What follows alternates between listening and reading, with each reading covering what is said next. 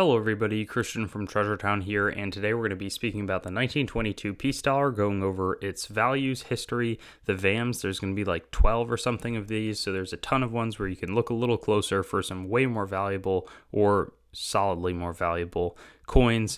There's also a ton of different proofs and sort of specimen pieces, special strikes, and then there's also some mint errors that we're going to cover. So this is going to be the longest peace dollar video that I do because 1922 is the highest minted coin out of all of them. 1921 there was a high relief design and it was produced really at the end of the year. They start the peace dollars because they're trying to send a bunch of silver over to Britain as part of the Pittman Act so that Britain can fulfill its promise to deliver silver for its currency, especially in its colonies.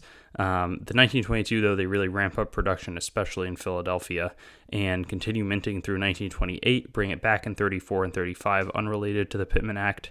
And then these coins mostly circulate in the western United States. They're not as popular because there's not a huge need for them on the east. And then they think about making more in 1964, but they weren't really going to circulate, so they scrap it. It's a great specific date and mint mark to purchase for a typeset because there's just so many of them out there and they're pretty well preserved. Strike quality was quite nice at the Philadelphia Mint, which was where all the no mint mark coins are being produced.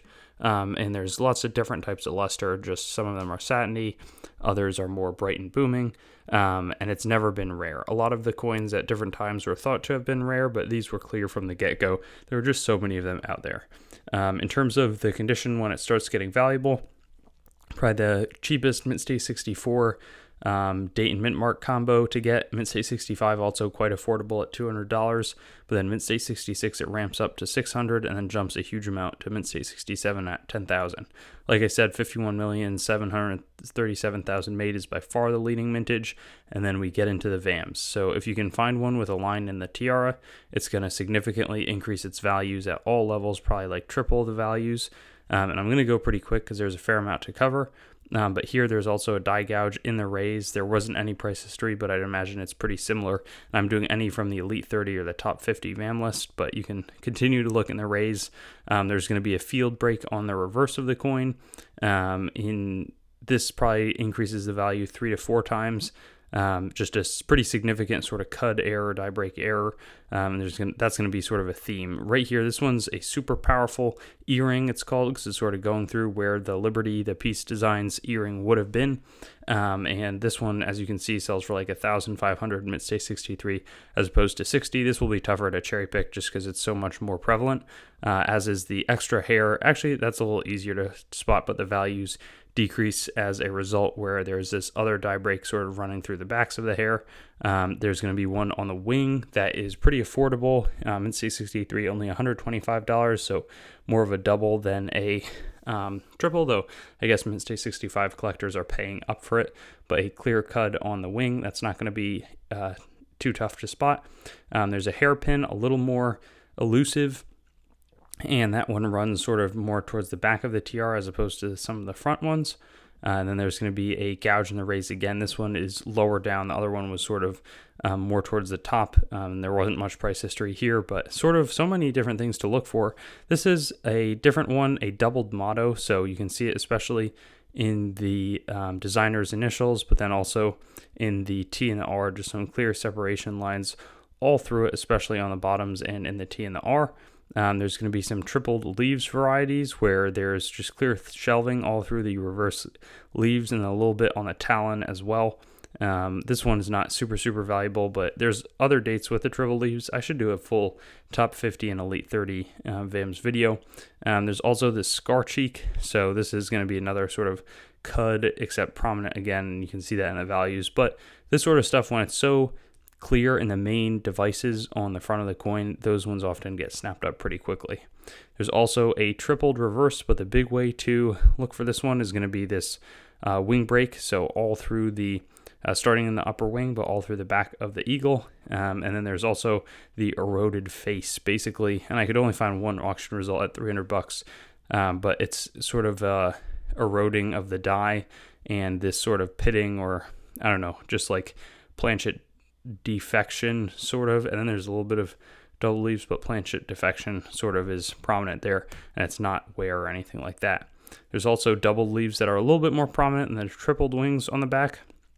And these ones seem to sell a little bit stronger, especially in the mint state 63 range. But like I said, I wasn't kidding when there's a lot. Doubled wing.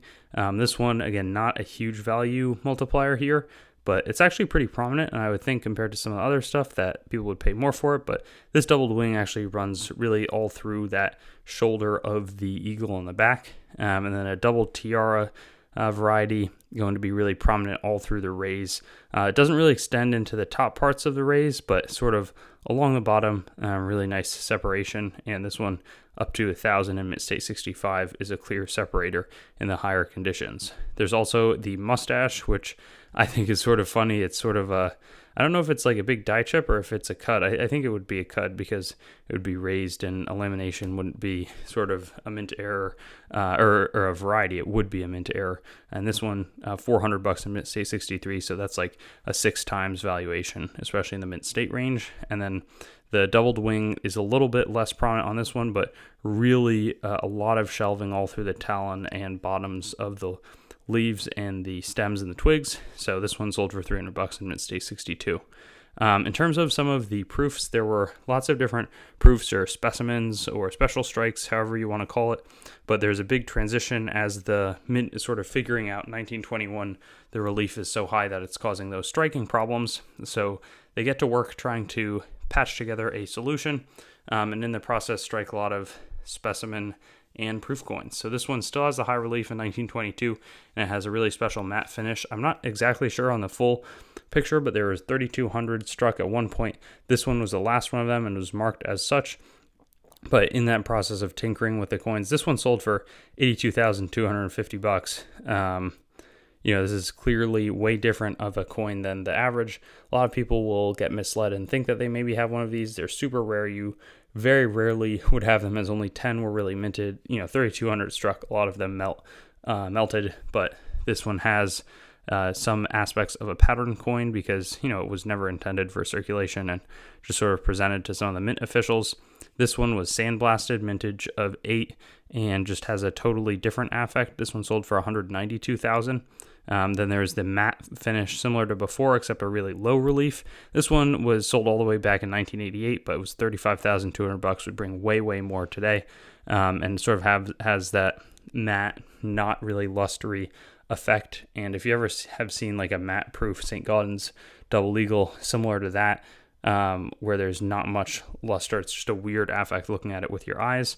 Then there's the satin finish, which retains the reverse of 1921, still has a high relief, and the satiny, there's one proof 60 example that I was able to obtain a picture of, but also a really, really low mintage coin. Just sort of these transitional coins as they're figuring it out are so interesting. Here, a similar finish, but this time with a lower relief, also hasn't sold publicly. In terms of some of the mint errors, this is one of the coolest piece errors out there. You can see it's been flipped over and struck again as the rays sort of shine through in the temple area of the Liberty here. This would normally be like a $50 coin. Here it's, or maybe less, here it's $7,650.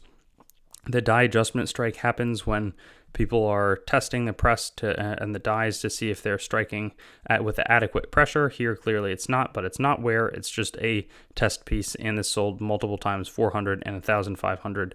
So there's some nice appreciation on that coin. And then this one was double struck with the second strike way, way off center and sort of destroying the date area. And then up here, just because it was so struck off center, you can see the it must have been struck at an angle or something, because or maybe a different coin came between the coins, because you can see the outline of a second like neck and lips, and then on the back, very little detail. But that was a $10,000 fine. So much on these 1922s. I should do a really detailed video about the proof transition sometime, and then a lot of VAMs to look for, as well as the general info and realization that it's going to take until probably mint state 66 for there to be any clear separation in values. Thanks for watching the video. I'd encourage you to like the video, comment, and make sure to subscribe to my channel. And I also have Facebook, Instagram, Twitter, and some other social media platforms.